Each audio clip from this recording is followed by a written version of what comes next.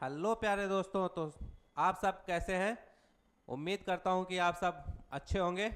आप सबका स्वागत है हमारे चैनल बिहार बोर्ड आर्ट्स ज्ञान कुल में। ठीक, तो हमारा सिर्फ इस चैनल का एक ही उद्देश्य है कि हर घर में ज्ञान और हर घर में ज्ञान कुल। इस चैनल का उद्देश्य है कि बिहार के बच्चे बच्चे के हर घर में ज्ञान पहुँचे, हर घर में शिक्षा पहुँचे। इस चैनल का यही उद्देश्य है, इसीलिए इसका नाम भी ज्ञान कुल रखा गया है। ध्यान दीजिएगा, हम आपको हिस्ट्री पढ़ाएंगे। ठीक, तो चलिए, सबसे पहले आपको अगर हिस्ट्री पढ़ना है और हिस्ट्री के बारे में एग्जाम में देना है, अच्छे से एग्जाम देना है, एग्जाम में लिखना है, तो इस चीज़ को ध्यान दीजिएगा कि जब तक आपको सिलेबस नहीं पता होगा कि एग्जाम में आना क्या है क्या नहीं आना है, तब तक आप लोग नहीं लिख पाएंगे एग्जाम में कि क्या लिखना है, यही नहीं समझ में आएगा एग्जाम में बैठेंगे तो। ठीक है, तो सबसे पहले हम आपका सिलेबस डिस्कस करेंगे, कितने नंबर का एग्जाम में क्वेश्चंस आने वाले हैं, कितना आपको करना है, कितना नहीं करना है, ये सारी चीज़ें जानते हैं। सबसे पहले आइए डिस्कस करते हैं कि कितने क्वेश्चंस करने हैं और कितने नहीं करने हैं। पहला है, ये देखते हैं कि हिस्ट्री कितने नंबर की एग्जाम में आने वाली है। सबसे पहले ये है, आपके सामने परीक्षा का पैटर्न दिया हुआ है कि 100 नंबर्स, ठीक है, 100 नंबर्स का एग्जाम में हिस्ट्री का होने वाला है, जिसमें से 20 नंबर आपको कहां से, स्कूल की तरफ से मिलने वाले हैं। तो ध्यान दीजिएगा कि यहां से तो पढ़ना ही है आपको, साथ साथ में स्कूल भी जाना है, स्कूल नहीं छोड़ना है। ठीक है, स्कूल में जाते रहेंगे तो 20 में 20 नंबर आपको मिलना तय है। ठीक, तो इस चीज का ध्यान रखिएगा कि स्कूल में जो टेस्ट होने वाले हैं उसका 20 नंबर, ठीक है, असाइनमेंट वाला 20 नंबर आपको मिलना है, इसको ध्यान दीजिएगा। बाकी 80 में 80 नंबर आपको दिलाने की जिम्मेदारी हमारी है। आपको ऐसा पढ़ाएंगे कि आप एग्जाम में ऐसा लिख के भी आएंगे, ऐसा क्वेश्चन में आंसर ऑब्जेक्टिव वाले में लगा के आएंगे कि सारे क्वेश्चन सारे आंसर बिल्कुल सही होंगे। ये 80 में 80 जो हमारा ध्येय है, कि ऐसा कि नहीं है कि आप पहले स्टूडेंट होंगे जो 80 में 80 पाएंगे, बहुत सारे बच्चे 80 में 80 ला चुके हैं। तो सबसे पहले देखते हैं कि एग्जाम का पैटर्न कैसे होता है, हमें देना कैसे है, क्वेश्चन को करना कैसे है, इस सब चीज़ों के बारे में देंगे।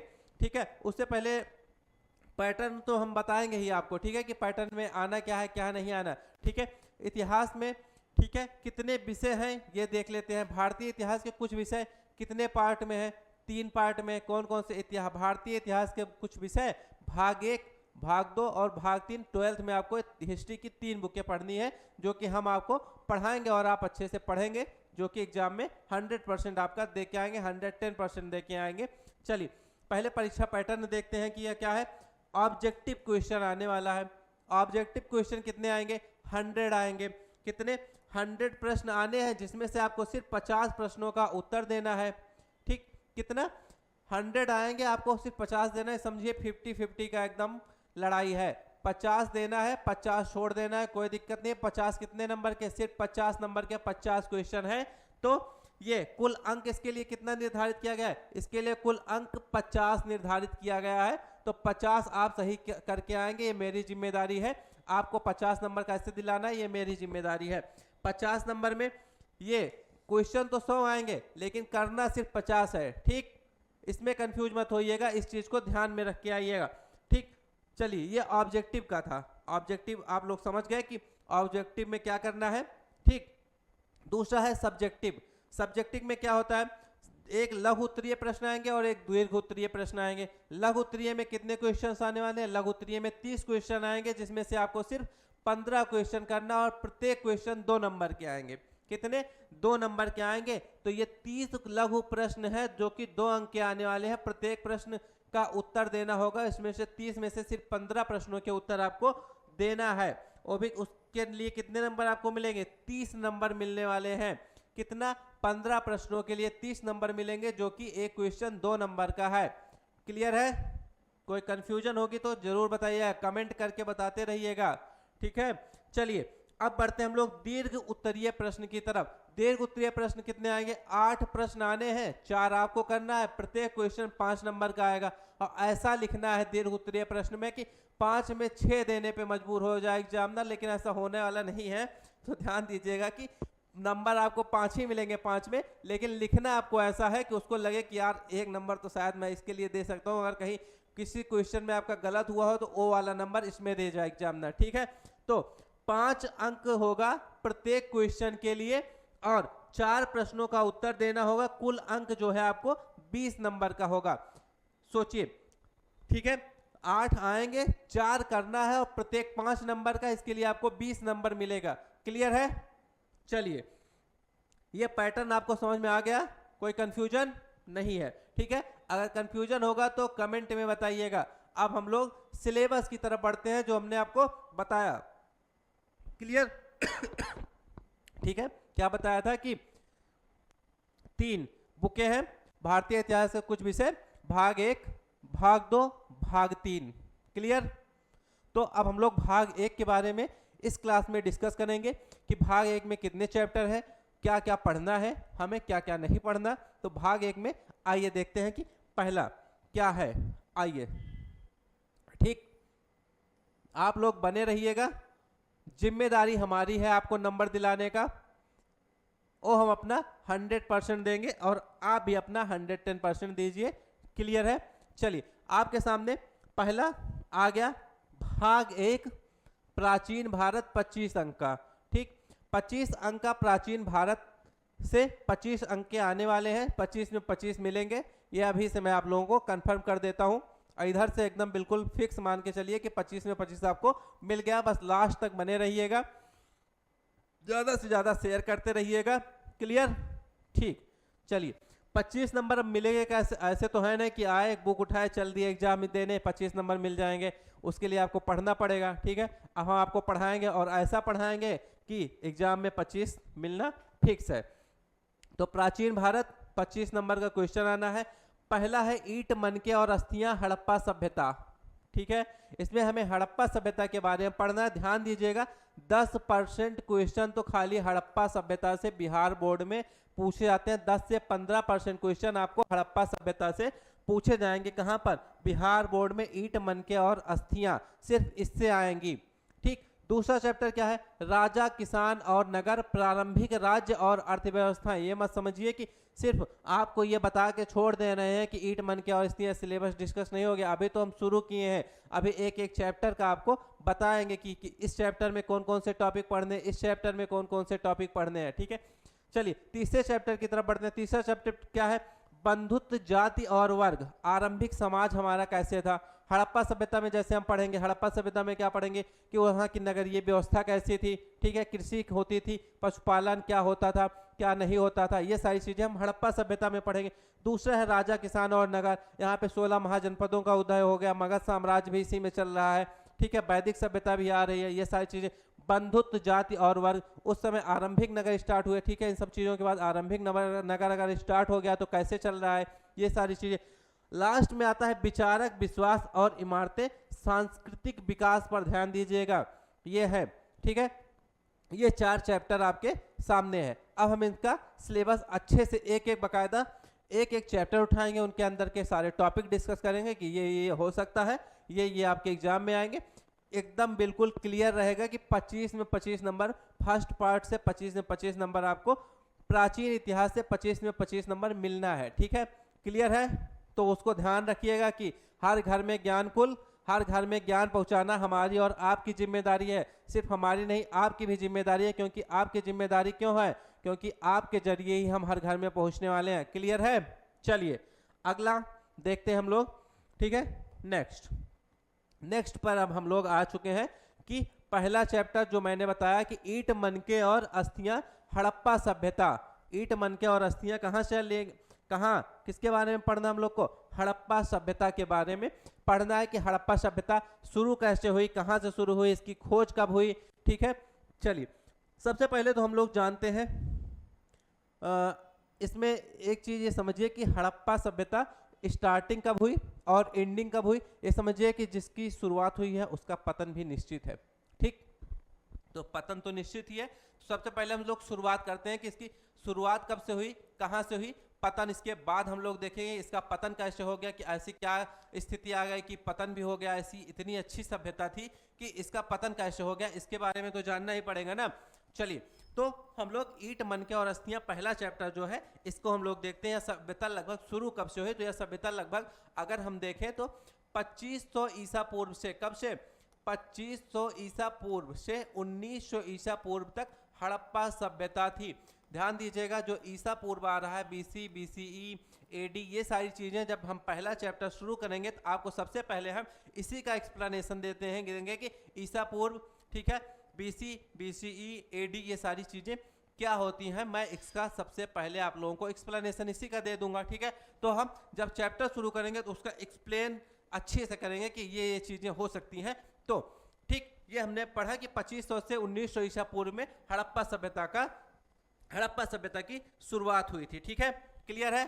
अब ये देखते हैं 1920 ईस्वी में, 1920 ईस्वी में क्या हुआ। 1920 ईस्वी में हमें सबसे पहले ये पता चला कि हड़प्पा सभ्यता नाम की एक सभ्यता बहुत पहले रह चुकी है, ठीक है। और ऐसा नहीं कि हड़प्पा सभ्यता ऐसे थी, ठीक है, जो, लेकिन अगर हम हड़प्पा सभ्यता की बात करें तो उस टाइम पे अभी से भी अच्छी सुनियोजित व्यवस्था, सुनियोजित ढंग से नालियां थी, ठीक है, रास्ते थे, सीधे रास्ते, नालियां अभी से भी अच्छी थी। सोचिए वो व्यवस्था कितनी अच्छी, वो सभ्यता कितनी अच्छी रही होगी, जो अभी से बेहतर रही होगी। तो जाहिर सी बात है कि कितने तगड़ी सी वो चल रही होगी, कितना बढ़िया व्यवस्था चल रही होगी, ठीक है। वहां से जो खुदाई हुई मोहनजोदड़ो का भी हम लोग उसके बारे में भी पढ़ेंगे कि क्या क्या हुआ, क्लियर, ठीक। पहला तो ये रहेगा कि ये हड़प्पा सभ्यता में 2500 ईसा पूर्व से 1900 ईसा पूर्व में, फिर 1920 में इसके बारे में हमें पता चला कि हड़प्पा सभ्यता भी कुछ होती है। हड़प्पा सभ्यता के बारे में थोड़ा बहुत पता चला कि 1920 में ये भी होता। दूसरा इसमें क्या रहेगा, नगर नियोजन और वास्तुकला। अगर हम इसको पहला देखेंगे तो हड़प्पा सभ्यता की खोज लिख सकते हैं, ठीक है, पहला है, पहली टॉपिक लिख सकते हैं कि हड़प्पा सभ्यता की खोज, ये है हड़प्पा सभ्यता की खोज, ठीक, ये 1920 ईस्वी, ध्यान दीजिएगा। दूसरा क्या है, ये पहला टॉपिक है, सिर्फ अभी हम सिलेबस डिस्कस कर रहे हैं, ध्यान दीजिएगा, सिलेबस अभी एक्सप्लेन कर रहे हैं आप लोगों को, अभी चैप्टर शुरू भी नहीं हुआ है, तो अभी सिर्फ सिलेबस की स्टार्टिंग है। अब नगर नियोजन और वास्तुकला, ठीक है, इसका नगर नियोजन कैसा था, यहाँ का वास्तुकला कैसी थी, इस बारे में भी तो जानना है, हाँ, नगर नियोजन और वास्तुकला के बारे में जानना है।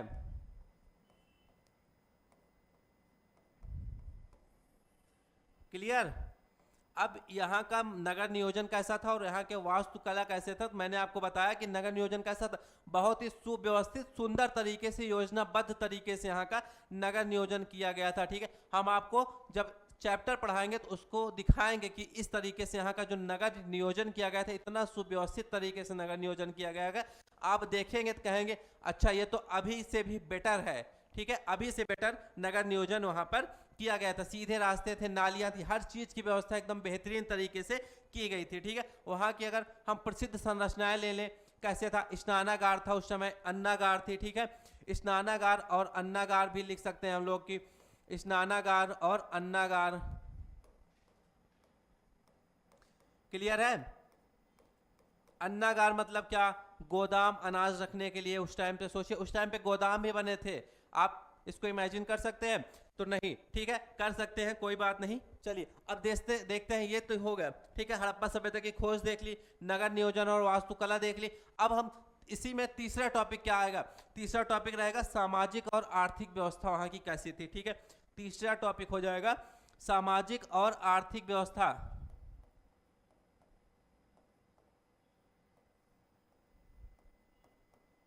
सामाजिक और आर्थिक व्यवस्था, वहां का समाज कुछ तो रहा होगा कि वहां ऐसे थोड़ी रहे होगा कि जब इतनी बढ़िया व्यवस्था थी तो समाज में कुछ तो रहा होगा कि वहां का समाज कुछ तो पालन कर रहा होगा, वहां की आर्थिक व्यवस्था भी तो कुछ रही होगी, हैं।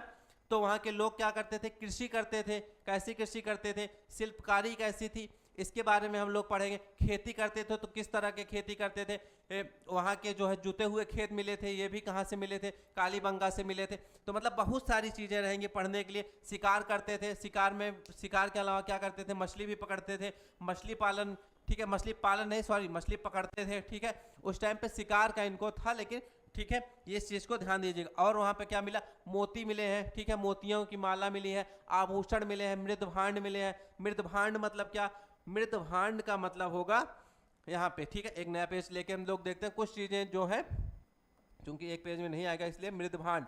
मृदभांड मतलब क्या, मिट्टी के बर्तन यहीं से मिले थे, ठीक है, मिट्टी के बर्तन भी मिले हैं। ठीक, ये छोटी छोटी चीजें, अभी तो सिलेबस सिर्फ डिस्कस चल रहा है, ये चीजें ज्यादा एक्सप्लेन नहीं करेंगे, क्लास ज्यादा लंबी नहीं, ठीक है, एक पहला पार्ट हम लोग देखते चलते हैं, उसके बाद ये सारी चीजें आपको क्लियर होगी मेरे ख्याल से, किसी में कोई कंफ्यूजन नहीं होगा, अगर कंफ्यूजन होगा तो जरूर बताइएगा, ठीक है। चलिए अब इसमें चौथा पॉइंट देखेंगे कि लेखन और धार्मिक जीवन का कैसा था। ठीक, ये लोग लिखना पढ़ना जानते थे क्या, ऐसा था? लेखन और इनका धार्मिक जीवन कैसा है? तो लेखन की अगर हम लोग बात करें तो इनको भाषा और लिपि की ज्ञान तो थी, ठीक है, ये लोग भाषा भी जानते थे, लिपि भी जानते थे, लिखना जानते थे, सब कुछ, लेकिन हम लोग अभी इतने लायक नहीं हुआ कि इनका लिखा उखा पढ़ सकें, ठीक है। तो इस चीज को ध्यान दीजिए कि इनको भाषा और लिपि का ज्ञान था, लेकिन हम लोग अभी पढ़ नहीं पाए हैं, इन्होंने क्या लिख के चले गए, क्या बाकी है, ये सारी चीजें हमें नहीं पता है। धार्मिक जीवन की अगर हम इनके बात करें, धार्मिक जीवन पे इन्होंने पशुपतिनाथ, ठीक है, जो कि योग मुद्रा के माध्यम से बैठे हुए, जब आपको दिखाएंगे तो उसमें बाकायदा उनकी भी फोटो दिखा देंगे कि ये पशुपतिनाथ है, ठीक है। वृक्ष, ठीक है, वृक्षों की भी पूजा करते थे, ये सारी चीजें हैं, ठीक। वृक्ष की पूजा, मातृ देवी की भी पूजा करते थे सॉरी, ठीक, ये सारी चीजें थी। अब इतनी सारी चीजें होने के बाद भी एक सभ्यता का अगर पतन हो गया तो उसका क्या रीजन था? पांचवा, ठीक है, एक इसमें एक रहेगा कि इनके पतन के क्या कारण थे, ठीक। तो आइए देखते हैं कि इनका पतन क्यों हो गया। आइए अब इनका पतन के कारण देखेंगे, ठीक।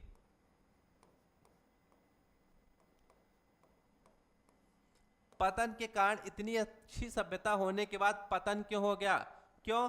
क्योंकि जिसका उदय हुआ है उसका पतन निश्चित है, ठीक, ये चीज है।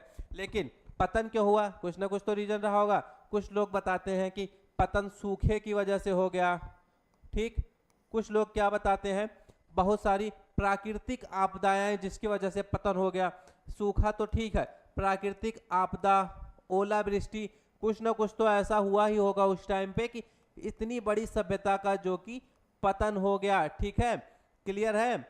अब इसको हम अच्छे से एक्सप्लेन कब करेंगे? जब पहला चैप्टर पढ़ेंगे तब इसका एक्सप्लेनेशन देखेंगे, क्लियर है। ऐसे पढ़ेंगे तो 25 में 30 मिल जाएगा, ठीक, बिहार बोर्ड में मिल सकता है, तो ध्यान दीजिएगा। चलिए, क्लियर है, नेक्स्ट पढ़ते हैं। दूसरा चैप्टर है आप लोगों का राजा, किसान और नगर। राजा, किसान और नगर, आरंभिक राज्य और अर्थव्यवस्थाएं। अब हम लोग इसके बारे में डिस्कस करते हैं। मतलब 4 चैप्टर है, आप लोगों को चारों चैप्टर में एकदम बाकायदे से बताएंगे सिलेबस में क्या क्या आना है और क्या क्या नहीं आना है। तो पहला जो ये पार्ट है 25 नंबर ऐसे ही नहीं मिल जाएंगे, क्लियर है। राजा, किसान और नगर का मैंने अभी शुरू में ही बताया था कि यहाँ पर क्या हुआ था, यहाँ पर 16 महाजनपदों का उदय हुआ था, ठीक, 16 महाजनपदों का इसी के टाइम पे 16 महाजनपदों का विकास हुआ था, ये लिख देते हैं, ठीक है। 16 महाजनपदों का उदय इसी टाइम पे हुआ, 16 महाजनपदों का उदय, और इसी टाइम पे मगध साम्राज्य का भी उदय हो रहा था। किसका? मगध साम्राज्य का, मगध साम्राज्य, ठीक। और कब? मगध साम्राज्य तो था ही, और इसके साथ साथ वैदिक सभ्यता भी आ रही थी, ठीक। मौर्य काल, मौर्य काल कब? सॉरी, मगध साम्राज्य, ठीक है। मौर्य काल की अगर हम बात करें तो मौर्य काल कब था? 321 ईसा पूर्व में। मौर्य काल कब? 321 ईसा पूर्व में। इसकी स्थापना किसने की थी? चंद्रगुप्त मौर्य ने की थी। इसी मौर्य साम्राज्य में हम लोग अशोक के बारे में भी पढ़ेंगे, अशोक के बारे में भी इसी में पढ़ेंगे, ठीक है। और आगे बात करें कि यहाँ की अर्थव्यवस्था कैसी थी, ठीक है, इनकी राज्य शक्तियाँ कैसी थी, ठीक। मौर्य शासन व्यवस्था, अगर दूसरा, ठीक है, ये सब महाजनपद का उदय हो गया। अब ये देखते हैं कि मौर्य साम्राज्य में, ठीक है, इनका उदय हुआ। मौर्य साम्राज्य में सम्राट अशोक भी आ गए। सम्राट अशोक को उनकी अहिंसा के लिए भी जाना जाता था, ठीक है, क्लियर, कि उनका बहुत ही अहिंसावादी थे, ठीक है। बाद में उन्होंने अपने धर्म के प्रचार के लिए उन्होंने शिलालेख भी खुदवाए थे, स्तंभ लेख भी खुदवाए, बहुत सारी चीजें थी जो कि हम लोग बाद में डिस्कस करेंगे। लेकिन एक चीज को हम लोग नहीं भूल सकते हैं, अगर मौर्य साम्राज्य की बात आई है तो एक वर्ड हमें नहीं भूलना है। किसको नहीं भूलना है? मौर्य साम्राज्य को लाने में जिसका सबसे बड़ा हाथ था, किसका हाथ था? चाणक्य का। चाणक्य को हम कैसे भूल सकते हैं? चाणक्य को तो नहीं भूल सकते ना, ठीक है। इन्होंने एक बुक लिखी, कौन सी? अर्थशास्त्र। अर्थशास्त्र तो ठीक है भैया, अर्थशास्त्र में लेकिन एक चीज ये ध्यान दीजिए, अर्थशास्त्र में अर्थशास्त्र नहीं है, इसमें अर्थशास्त्र के बारे में जानकारी नहीं, इसमें किसमें? मौर्य साम्राज्य के बारे में आप लोगों को जानकारी दी गई है। किसकी? इसमें मौर्य साम्राज्य के शासन के बारे में जानकारी दी गई है।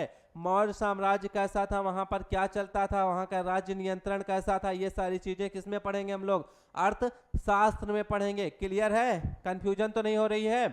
कंफ्यूजन होगी भी तो कमेंट में बताइए, एक एक कमेंट पढ़ेंगे, सबका आंसर देंगे। क्लियर है? सब राजा वाजा महाराजा के बारे में अब जान लिए, ठीक है। अब आगे देखते हैं क्या था। अब यहाँ का कृषक जीवन, कुछ खाते पीते रहे होंगे ना, तभी तो जिंदा थे, ऐसे तो रहे नहीं होंगे। चलिए अगला क्या है? कृषक जीवन और कर व्यवस्था। अगला पॉइंट हम लोग देखते हैं इसमें, ठीक। कृषक जीवन और कर व्यवस्था कैसी थी यहाँ की? कृषक जीवन और कर व्यवस्था, ठीक है। खेती कर रहे हैं, पैसा तो छोड़िए, लेकिन ये चीज ध्यान दीजिए कि खेती कर रहे हैं, कुछ कर भी तो देना पड़ेगा। कृषक जीवन कैसा था? तो कृषकों की कंडीशन ठीक ही थी एक हिसाब से अगर देखा जाए, लेकिन क्या करते थे? भूमि को जोतते थे, उन पर क्या कहा जाता था सॉरी, किसान जो खेती करते थे उन पर राज्य द्वारा कर लगाया जाता था। राज्य द्वारा कर लगाया जाता था तो राज्य कितना कर लगा लेती थी? आमतौर पर पैदावार का 1/6 हिस्सा राज्य द्वारा कर के रूप में लिया जाता था। तो मैंने क्या बताया? कर व्यवस्था में 1/6 हिस्सा लिया जाता था। कितना? 6ठा हिस्सा कर के रूप में राजा के द्वारा लिया जाता था। राज्य के द्वारा 1/6 हिस्सा लिया जाता था। जितनी उपज होती है, जितना पैदावार होता, उसका 6ठा हिस्सा राज्य ही ले लेती थी, ठीक। क्लियर है ना? उसका 6ठा हिस्सा राज्य ले ली, किसानों के पास भी बच जाता था खाने पीने भर का, कि जीवन यापन उनका चल जाए। यहाँ पे अगर श्रमिक वर्ग की बात करें, श्रमिक वर्ग भी था उस समय। श्रमिक वर्ग की कंडीशन भी बहुत अच्छी नहीं थी, बहुत ही निम्न कंडीशन थी श्रमिक वर्ग की, ठीक है। जो वहाँ के मजदूर थे उनकी कंडीशन भी अच्छी नहीं थी। ये क्लियर है? चलिए अभी इसमें एक दो टॉपिक और जानते हैं, ठीक है। लगभग 4-5 टॉपिक सब में जानते हैं, उसके बाद जब एक्सप्लेनेशन पढ़ेंगे तो एक्सप्लेनेशन पढ़ेंगे, ठीक है। ये सारी चीज़ें तो थी। अब यहाँ का शहरीकरण, जब खेती हो रही है तो शहरीकरण और व्यापार भी तो होगा, ठीक। व्यापार होगा तो एक चीज़ और ध्यान दीजिएगा, व्यापार होगा तो सिक्के भी तो चलेंगे, सिक्कों का भी तो प्रचलन होगा यहाँ पर। शहरीकरण और व्यापार, शहरीकरण में क्या हुआ, ठीक है। जब शहरीकरण हो गया तो साहूकार, ठीक है, बहुत सारे साहूकार थे, दस्तकार थे, इनका भी तो टाइम था। विदेशी व्यापारी भी आते रहते थे, ठीक है, विदेशी व्यापारी, ठीक है। इसमें और सिक्के, अगर हम सिक्कों की बात करें तो उस समय सिक्के कौन कौन से चले? सिक्कों के बाद एक पंचमार्क सिक्का, चांदी के सिक्के, 2-2 सिक्के चल रहे थे उस समय, ठीक। मुख्यतः यही थे, पंचमार्क के सिक्के और चांदी के भी सिक्के चलते थे। तो ध्यान दीजिएगा, जो सिक्के थे कौन कौन से? पंचमार्क के सिक्के और चांदी के सिक्के। क्लियर है? ये सारी चीजें थी वहां पे उस टाइम पे, बहुत सारी चीजें थी, ठीक। जब शहरीकरण हुआ, व्यापार बढ़ गया, सिक्के भी चलने लगे, जाहिर सी बात है कि सिक्के चलाना पड़ेगा, ठीक है। राजा महाराजा हैं तो सिक्के भी तो चलाएंगे, कुछ ना कुछ तो होना ही था सही। क्लियर है? और इस समय ये सारी चीजें थी, ठीक है। शहरीकरण का विकास तो हुआ ही था, ठीक। शहरीकरण, सॉरी थोड़ा सा हो गया था। शहरीकरण का जो विकास हुआ उस टाइम पे, ठीक, शहरीकरण में विकास हुआ तो कई सारे राज्य का भी उदय हुआ। उसमें कई सारे राज्य आए, उसमें कई सारे राज्य आए, जैसे मथुरा हो गया, उज्जैन हो गया, ये सारे राज्य भी आए, तो अगर हम राज्य की बात करें तो कई सारे राज्य है, मथुरा, उज्जैन। शहरीकरण में इन राज्यों का भी उदय हुआ, ठीक है। शहरीकरण के अंतर्गत इन राज्यों का उदय हुआ। पंचमार्क सिक्के, चांदी के सिक्के, सारे सिक्के भी चलते थे। मैंने बताया कि जब व्यापार आ गया, शहरीकरण हो गया, तो कई सारे साहूकार भी आए, दस्तकार भी आए, विदेशी भी विदेशी भी व्यापार करने पर यहाँ पर आते थे, ठीक है। सारा कुछ क्लियर होगा मेरे ख्याल से, ठीक है।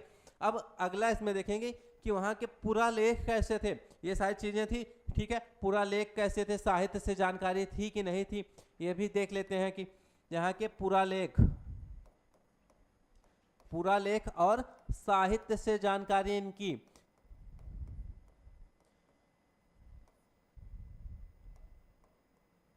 साहित्य से जानकारी, ये समझिए अभी तो ये स्टार्ट कर रहे हैं हम, सिर्फ सिलेबस डिस्कस कर रहे हैं, अभी तो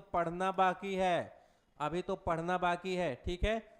ज्ञान का दीपक जो मैंने बोला शुरू में, ज्ञान हर घर में पहुंचाएंगे, तो उसका बिल्कुल मान के चलिए कि हम पहुंचाने वाले हैं, ठीक है। साहित्य की जानकारी और पूरा लेख कैसे थे उस समय, शिलालेख मतलब पत्थरों पर जो लिखा गया लेख होता है उसी को शिलालेख बोलते हैं। शिलालेख था ताम्रपत्र मतलब तांबे के पत्ती बिल्कुल पतली से बना के उस पर लिखा जाता था, ठीक है। तो शिलालेख, ताम्रपत्र, और एक मेगास्थनीज हुए हैं, मेगास्थनीज की इंडिका, वहां से इन सब चीजों की जानकारी मिलती है, ठीक। किसकी बात हो रही है, मेगास्थनीज की इंडिका से जानकारी मिल रही है। मेगास्थनीज की एक बुक का नाम है इंडिका, ठीक। ये इंडिका गाड़ी वाली इंडिका की बात नहीं हो रही है, मेगास्थनीज की इंडिका की बात हो रही है यहाँ पर। तो क्लियर हो गया होगा ना आप सबको, हैं? चलो अगले चैप्टर की तरफ बढ़े। चलिए अगले चैप्टर देखते हैं। बिल्कुल एक एक चैप्टर का आप लोगों को एक्सप्लेनेशन मिलेगा यहाँ पे, क्लियर है। ये हम आ गए चैप्टर 3 पर, प्राचीन भारत में, ठीक है। 25 अंक का मैंने बताया, तो 25 अंक की शुरुआत आप लोगों की हो चुकी है। समझिए सिलेबस ही पढ़ के चले गए तो 2 4 5 नंबर तो ऐसे मिल जाने वाला है। कुछ नहीं पढ़े, खाली यही वीडियो देख के गए, 5 नंबर ऐसे लेके चले आएंगे, ज़्यादा पढ़ने की जरूरत नहीं पड़ेगी। अब हम पढ़ते हैं तीसरे चैप्टर में। तीसरे चैप्टर में क्या है, बंधुत्व, जाति और वर्ग और यहाँ का आरंभिक समाज। जब इतनी सारी चीजें हो गई तो समाज कुछ ना कुछ तो हुआ होगा। यहाँ का बंधुत्व कैसा था, ठीक है। और यहाँ पे जाति वर्ग, अब जाति और वर्ग में जो विभाजन हुआ यहीं से शुरू हुआ है कि जाति और वर्ग में विभाजन कहाँ से शुरू हुआ, तो ये, ठीक है। वैदिक काल से लेकर गुप्त काल तक इसमें जानकारी आपको मिलेगी। वैदिक काल से गुप्त काल, थोड़ा बहुत महाभारत के बारे में भी इसमें पता चल जाएगा आप लोगों को, ठीक है। चलिए सॉरी, ये सब ठीक है। अब इसमें देखते हैं कि परिवार और वंशावली कैसे बढ़ रही है, ठीक है। उस समय का परिवार, उस समय का सामाजिक जीवन कैसा था, ये सारी चीजें हैं। तो पहला टॉपिक रहेगा परिवार और वंश परंपरा। इस समय का परिवार और वंश परंपरा कैसी है।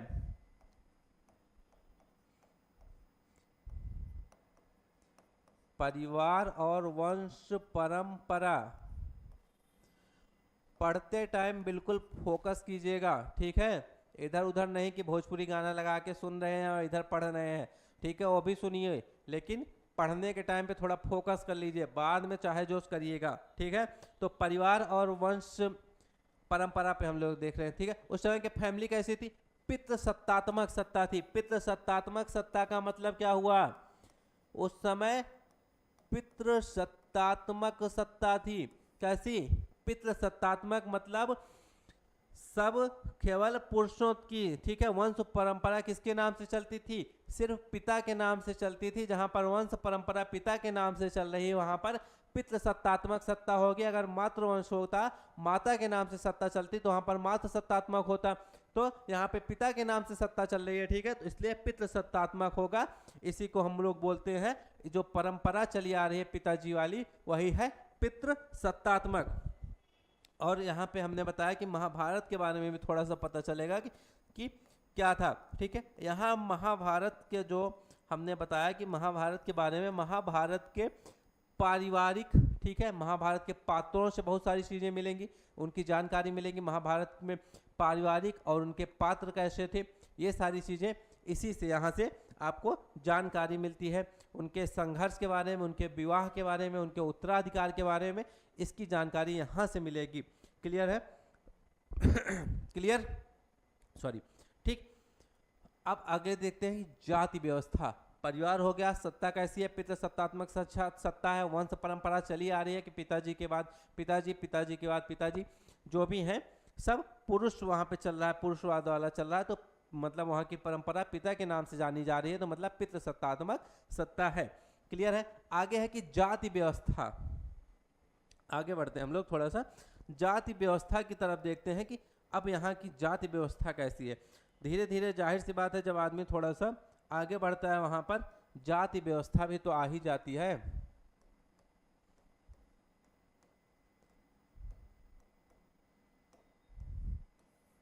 क्लियर? आइए अब देखते हैं हम लोग जाति व्यवस्था के बारे में। जाति व्यवस्था का विकास कैसे हुआ। प्रारंभ में बात करें तो प्रारंभ में 4 वर्णों में बटा हुआ था। ठीक है, कितने में? 4 वर्णों में बटा हुआ है। कौन कौन सा सबको पता होगा। ठीक, 4 वर्ण कौन से होंगे ये हमारे ख्याल से सभी को पता होगा। अगर नहीं भी पता है तो कोई बात नहीं, हम आपको बता रहे हैं। ठीक है, 4 वर्ण कौन कौन से थे? ब्राह्मण, क्षत्रिय, वैश्य और शूद्र, ये 4 वर्ण थे। ब्राह्मण, क्षत्रिय, वैश्य और शूद्र, ये 4 वर्ण उस टाइम पे थे। ठीक, जो जिसमें ये हमारा समाज बटा हुआ था, जो हमने आपको बता दिया कि ये इन सब चीजों में 4 जाति व्यवस्था 4 वर्णों में बटी थी। अब जाति व्यवस्था आ गई तो आगे भी कुछ ना कुछ तो हुआ होगा कि जाति व्यवस्था ऐसे तो आ नहीं गई होगी।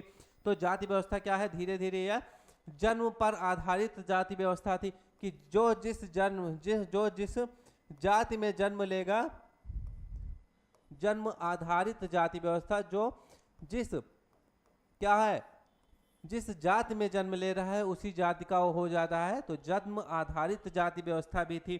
ठीक है, जातियां बाद में स्थायी पेशों से भी जुड़ने लगी। ठीक, कि ये इस जाति में जन्म लिया है तो इसका स्थायी पेशा भी यही हो जाएगा। क्लियर है? सब कुछ तो ठीक है, इतना कुछ पढ़ लिए। अब महिलाओं की स्थिति भी देख लेते हैं ना कि महिलाओं की स्थिति उस टाइम पे क्या थी। ठीक, तो उस समय की जो महिलाएं थी उनकी स्थिति कैसी थी, सारा कुछ तो जानने के बाद, लेकिन भाई महिलाओं की स्थिति भी तो जानना जरूरी है कि इतिहास की बात होगी और महिलाओं की बात नहीं हो, ऐसा हो सकता है। इतिहास तो अभी शुरू हुआ है, आगे आप लोग जब आंदोलन पढ़ेंगे तो महिलाओं ने अभी बढ़ चढ़ के हिस्सा लिया। इतिहास तो इसीलिए सबसे इंटरेस्टिंग सब्जेक्ट है ना, कि इतिहास में सिर्फ प्राचीन इतिहास या पुरातत्व तो नहीं पढ़ना, आगे अभी लड़ाई झगड़ा मारपीट सारी चीज़ें देखेंगे, कहाँ क्रांति हो रही, कहाँ क्या हो रही, कहाँ सत्ता पलट जा रहा है। जब वर्ल्ड हिस्ट्री पढ़ेंगे उसमें अलग ही चल रहा है। फ्रेंच रिवोल्यूशन चल रहा है, उसमें कुछ और चल रहा है। यहाँ पे पेरिस में कुछ और हो रहा है, फ्रांस में कुछ और हो रहा है। ठीक है, तो प्रारंभिक टाइम पे हम लोग इस पर बात करते हैं, महिलाओं की स्थिति की बात करते हैं। ठीक है, तो महिलाओं की स्थिति प्रारंभिक में क्या थी? शिक्षित समाज था उस समय। ठीक है, प्रारंभ में महिलाओं को शिक्षा में, इन सब चीज़ों में भाग मिल जाता था। ठीक है, ये भागीदारी इनकी बहुत बड़ी थी। प्रारंभ में इनको शिक्षित समाज था, ये समझिए। अभी ठीक है कम शिक्षित होगा, लेकिन उस समय सबसे ज़्यादा शिक्षा थी, महिलाओं की भी शिक्षा उस समय थी। बाद में उनकी स्थिति कमज़ोर होने लगी, अगर विधवा विवाह इन सब चीज़ों को लेकिन विधवा विवाह तब भी बढ़िया था, उस टाइम पे भी होता था। और इसमें कुछ स्त्रियां थी अपवाद में, जैसे विदुषी हो गए उस टाइम पे। ठीक है, ये सारी चीज़ें हम डिस्कस करेंगे क्लास में, जब सब्जेक्ट पे आएंगे, चैप्टर पढ़ेंगे तो सब डिस्कस करेंगे। तो अभी सब सिर्फ सिलेबस चल रहा है। ठीक, ये सब चीज़ हो गई। अब दास और श्रमिक वर्ग के बारे में भी जान लेते हैं कि दास और श्रमिक वर्ग, उस समय ये भी था कि दास और श्रमिक वर्ग भी थे। ठीक, दास और दासियां दोनों, दास और दासियों की कंडीशन भी जानना तो जरूरी है। जाहिर सी बात है, दास और दासियों की कंडीशन, राजा महाराजा हैं तो दास और दासियां तो रखना ही है। ठीक है, श्रमिक वर्ग भी रहेंगे हर जगह, अमीर वर्ग तो है नहीं, दास दासियां हैं, श्रमिक वर्ग हैं, तो जाहिर सी बात है। ठीक, तो दास दासियों की कंडीशन कहाँ पर अच्छी है? कहीं अच्छी नहीं है। तो दास दासियों की कंडीशन तो वैसे भी नहीं अच्छी थी। उनका कार्य कैसा था, परिश्रम पर आधारित है, जितना परिश्रम कर रहे हैं उतना उन लोग को पैसा भी मिल रहा है, ये सारी चीजें हैं। दास दासियां और पारिश्रमिक वर्ग का भी नहीं अच्छे थे, कृषक वर्ग भी था, दास वर्ग भी थे, इसमें यही लोग थे, ठीक है। दास दासियों की कंडीशन यही था। महाभारत का मैंने आप लोगों को बताया ही था, ठीक है, कि महाभारत को कई सारी चीज़ों में जान सकते हैं, उनके सामाजिक जीवन का स्रोत के रूप में भी महाभारत को हम लोग जान सकते हैं। केवल धार्मिक ग्रंथ ही नहीं है ये, ठीक है, इसमें राजनैतिक भी है, ठीक है, इससे हम लोग राजनैतिकता भी सीख सकते हैं, राजनीतिक दृष्टिकोण भी समझ सकते हैं। ये सब सारी चीजें हम इससे समझ सकते हैं। महाभारत का भी इससे ज्ञान होगा। महाभारत में अनेक पात्रों से अगर हम देखें तो कुछ चीजें, बहुत सारी चीजें आपको समझने को मिल जाएंगी महाभारत से भी। क्लियर है? मेरे ख्याल से क्लियर हो गया, ठीक है। चलिए नेक्स्ट चैप्टर की तरफ बढ़ते हैं, आइए। ठीक, हाँ, अगला चैप्टर है विचारक, विश्वास और इमारतें, सांस्कृतिक विकास। ठीक, क्या है? विचारक, विश्वास और इमारतें और इनका सांस्कृतिक विकास कैसे हुआ, इसके बारे में भी जानते हैं। क्लियर है? कोई कंफ्यूजन तो नहीं हो रही है आप लोगों को?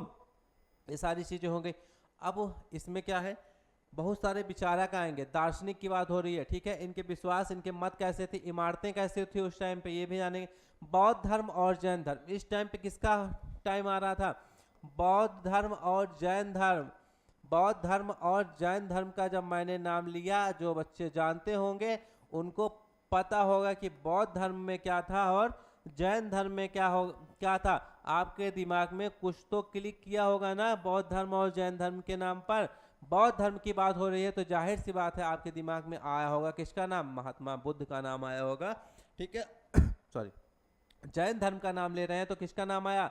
महावीर स्वामी जी का नाम आया होगा।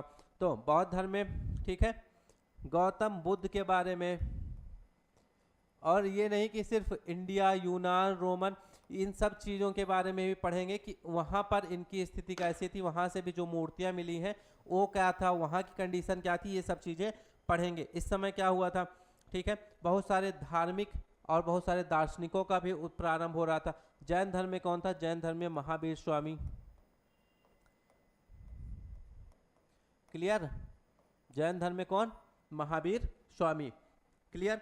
विचारक के बारे में पढ़ेंगे हमने, जैसा कि बताया दार्शनिक विचारक के बारे में पढ़ना है तो जैन धर्म महावीर स्वामी, बौद्ध धर्म गौतम बुद्ध हो गए, ठीक है। इसमें कई सारी परंपराओं का विकास हुआ था उस टाइम पे। कौन कौन सी परंपराएं? जैसे कर्म परंपराएं हो गई, पुनर्जन्म हो गया। महात्मा बुद्ध ने क्या बताया कि हमें मध्यम मार्ग लेके चलना है, ज़्यादा ना भोग विलासिता करनी है, ना फिर ज़्यादा ऊपर जाना है, ना फिर ज़्यादा नीचे ही रहना है, तो हमें मध्यम मार्ग पर रह के चलना है। इन्होंने क्या किया? मोक्ष जैसे विचारों पर भी आधारित चीज़ों को बताया, ठीक है, कि कर्म भी होता है, पुनर्जन्म भी होता है, मोक्ष भी होती है, ये सारी चीज़ों भी इन्होंने बताया था, ठीक।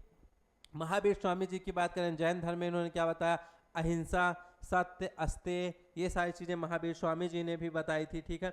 ये अहिंसा और हिंसा तो फिर महात्मा बुद्ध, ये मतलब जितने भी साधु सन्यासी हुए सबने बताया है अहिंसा, ठीक है, ये सारे चीज़ों में हो सकता है। बौद्ध धर्म में इन्होंने, बौद्ध धर्म में क्या बताया कि दुख के निवारण का कारण बताया, ठीक है, क्या है दुख, उसके कारण और निवारण के बारे में भी इन्होंने बताया। चार आर्य सत्य कौन कौन से हो सकते हैं, इसके बारे में भी इन्होंने बताया था। क्लियर है? ठीक, ये सारी चीज। अब इनके धार्मिक ग्रंथ और इनकी शिक्षाओं के बारे में जानते हैं कि इनका धार्मिक ग्रंथ और शिक्षाएं कैसी थी।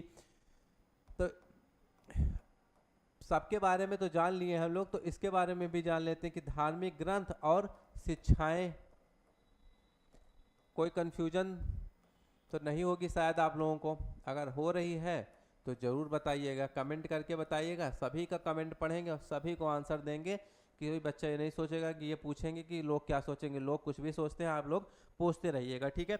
इसमें त्रिपिटक किसकी बात करेंगे? धार्मिक ग्रंथ और शिक्षाओं की अगर बात हो रही है, त्रिपिटक की बात तो होगी। बौद्ध धर्म के किसके? बौद्ध धर्म में त्रिपिटक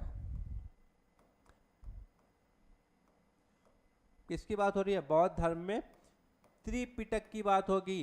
त्रिपिटक उटक सब समझाएंगे आपको बाद में कि त्रिपिटक क्या है, ठीक है। इसमें 3 चीजें बताई गई थी, इसमें कौन कौन सा, सारी चीजें बताएंगे आपको। एक्सप्लेनेशन हम देंगे क्लास में, लेकिन अभी ऐसे नहीं दे सकते, ठीक है, क्योंकि सिलेबस हमको लगता है फिर क्लास भी बहुत लंबी हो जाएगी। सिलेबस डिस्कशन चल रहा है तो सिलेबस अच्छे से अभी डिस्कस कर लेते हैं, ठीक है। क्लियर? ये धार्मिक ग्रंथ चल रहा है, ठीक है। धार्मिक ग्रंथ में हमने बताया कि बौद्ध धर्म में त्रिपिटक भी है, वैदिक धर्म में उपनिषद के बारे में बताया गया था, ये सारी चीजें है। क्लियर है, कोई कंफ्यूजन तो नहीं हो रही है? चलिए आगे बढ़े। शिक्षाएं, ठीक है, धार्मिक ग्रंथ हो गया। अब इसकी शिक्षाएं की बात करें, नैतिकता बताया इन्होंने, ध्यान बताया कि नैतिकता पर ध्यान दो, उसके बाद ध्यान, आत्मा, परमात्मा के बारे में चर्चा की, ये सारी चीजें हो गई। चलिए अब अगला है स्थापत्य कला और स्तूप। वहां पर जो स्थापत्य कला मिले वो कैसे थे, ठीक, स्थापत्य कला और स्तूप के बारे में जानकारी चाहिए हमें। स्थापत्य कला और स्तूप कैसा था ये, हाँ, स्थापत्य कला और स्तूप कुछ तो पता होगा आप लोगों को, कोई बात नहीं, हम बताते हैं। स्थापत्य कला था जो बौद्ध धर्म के अनुयायी थे, ठीक है, बौद्ध धर्म के अनुयायी बुद्ध ने वहाँ के जो अवशेष थे, ठीक है, अवशेषों को संरक्षित करने के लिए स्तूप बनाए थे। किसके? बौद्ध धर्म के अवशेषों को क्या करने के लिए? संरक्षित करने के लिए इन्होंने स्तूप का निर्माण करवाया था, संरक्षित करने के लिए, ठीक, किसका? स्तूप का निर्माण करवाया।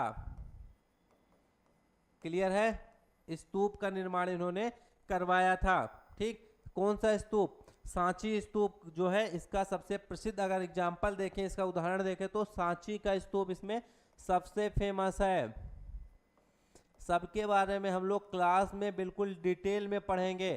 किसकी बात हो रही है? सांची के स्तूप के बारे में बात हो रही है कि सांची का स्तूप कैसा था उस टाइम पे, ठीक। क्लियर है, कंफ्यूजन तो नहीं हो रही है? बताइएगा जरूर। क्लास देखते देखते गाना वाना तो नहीं सुन रहे हैं कि बढ़िया बगल में भोजपुरी गाना लगा के बैठ गए हो, सुन रहे हो, हैं? कोई कंफ्यूजन? चलिए आगे बढ़ते हैं, ठीक। सांची स्तूप कैसा था? प्रसिद्ध गोलाकार आकृति का था सांची स्तूप, ठीक है। चलिए सारा कुछ क्लियर हो गया। अब ये हो गया धार्मिक सहिष्णुता और वहाँ की विविधता। देखते हैं कि विविध कितना था वहाँ पे। धार्मिक सहिष्णुता भी थी, सारे धर्मों का वहाँ पर वो था, ठीक है, धार्मिक सहिष्णुता। ये है धार्मिक सहिष्णुता के बारे में हम बात करेंगे, ठीक, ये है धार्मिक सहिष्णुता। क्लियर? धार्मिक सहिष्णुता मतलब, धार्मिक सहिष्णुता का मतलब कई सारे विभिन्न धर्मों का, उन परंपराओं का, विभिन्न धर्मों का परंपराओं का सह अस्तित्व ही साथ रहना ही धार्मिक सहिष्णुता है, परंपरा है। मतलब हर धर्मों का विचार, हर धर्मों की परंपरा है, वहाँ पे धार्मिक सहिष्णुता है, ठीक है। समय समय के साथ क्या किया गया? इन धर्मों पर लोगों का विश्वास बढ़ता गया, गहरा सामाजिक प्रभाव और राजनीतिक प्रभाव भी बढ़ता गया धर्म पर, ठीक है। क्लियर है? धार्मिक सहिष्णुता और विविधता के बारे में हम, ठीक है, क्लियर है? विविधता और सहिष्णुता मतलब सभी धर्मों का वहाँ पर था। ये नहीं सभी धर्मों के बारे में लोगों को पता, ये नहीं कि सिर्फ एक ही धर्म है, कट्टरता वहाँ पर बिल्कुल नहीं थी, ठीक है। धार्मिक सहिष्णुता मतलब यही है कि सभी धर्मों का सभी धर्म आसानी से रह सकते थे, ठीक। क्लियर है? कोई कंफ्यूजन नहीं? सब अभी 4 चैप्टर हमने आपको पार्ट 1 4 चैप्टर बता दिया है, सिर्फ सिलेबस डिस्कशन था ये। अभी एक एक चैप्टर के बारे में हम लोग डिटेल जानकारी से पढ़ेंगे। क्लियर है? अगर आप लोगों को कोई कंफ्यूजन होती, किसी भी तरह की कोई समस्या हो तो कमेंट करके बताइएगा, ठीक है। चैनल पे नए हो तो चैनल को लाइक, शेयर और सब्सक्राइब कीजिए, ठीक है। चैनल का पीडीएफ, ठीक है, अगर चैनल का पीडीएफ, इसका पीडीएफ चाहिए आपको, क्लास की पीडीएफ चाहिए तो चैनल का लिंक जो है डिस्क्रिप्शन में दिया गया है, वहां से जाइए, चैनल को ज्वाइन कीजिए, पीडीएफ मिल जाएगी आप लोगों को, ठीक है। चैनल को सब्सक्राइब, लाइक, शेयर करते रहिए। मिलते हैं आप लोगों से नेक्स्ट क्लास में, तब तक के लिए जय हिंद। क्लियर है?